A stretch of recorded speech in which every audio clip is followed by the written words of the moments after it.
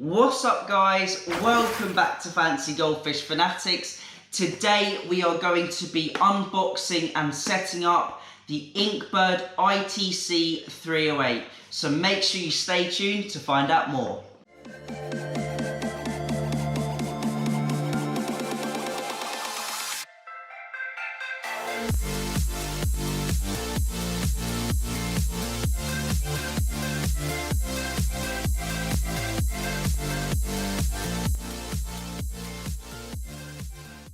Hey Fanatics family, welcome back. As always, check out those links in the description and make sure you follow us on Instagram. As I said, today we're going to be unboxing the Inkbird temperature controller and we're going to be installing it on the monster tank. I'm going to be showing you how to set it up and just what you get in the box basically.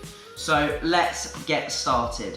So here we go, got the Inkbird ITC-308 temperature controller. Comes in a nice small package like this. You can use your temperature controller on any aquarium, or you can even use it on your pond if you want to as well. Now I'm just going to start unboxing it here. So here is what we get in the package. First up, the main thing is the unit itself. So you get the unit display here, and then you get your temperature probe here. You also get your mains plug, and then you get your power bank where you can plug in your cooling and your heating element. Now I'm only going to be setting this one up with the heating element because I don't need the cooling element, as I'm not too fussed about my tank getting too warm because the fish are absolutely fine with that.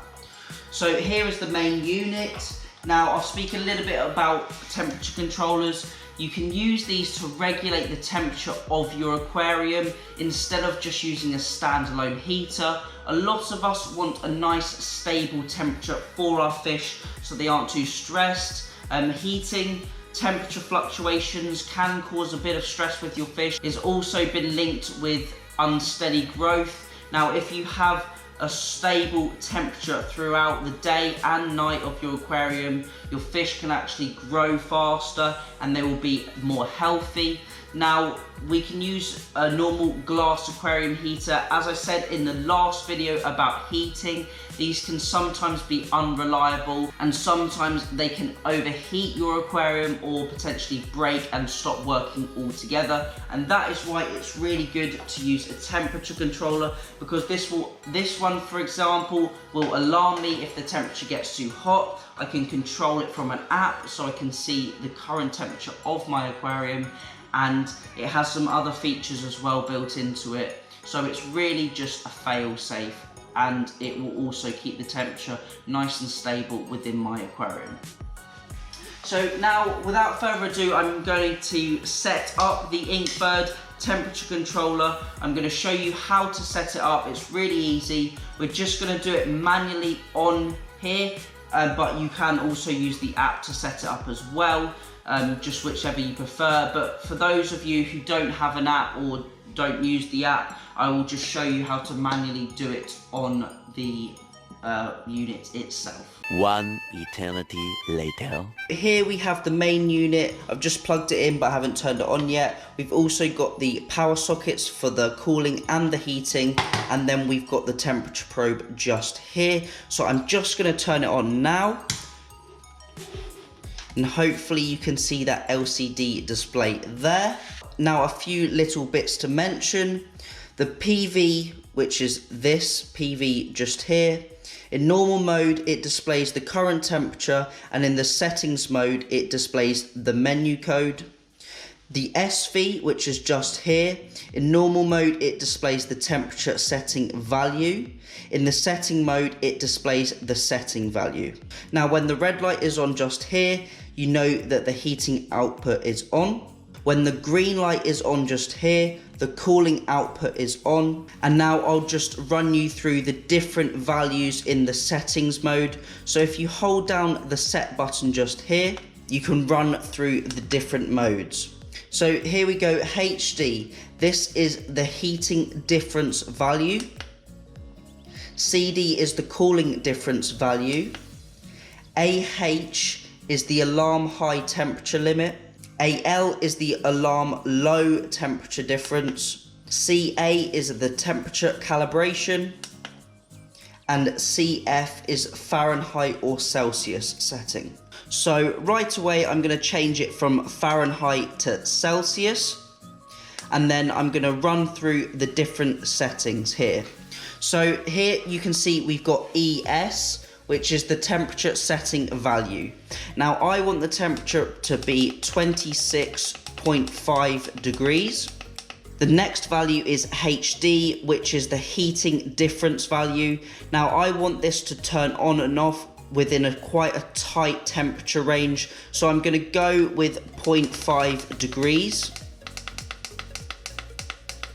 Now the next one is the cooling difference value. Now I'm not too bothered about cooling, as I said previously, so I'm probably going to set that to around 4 degrees.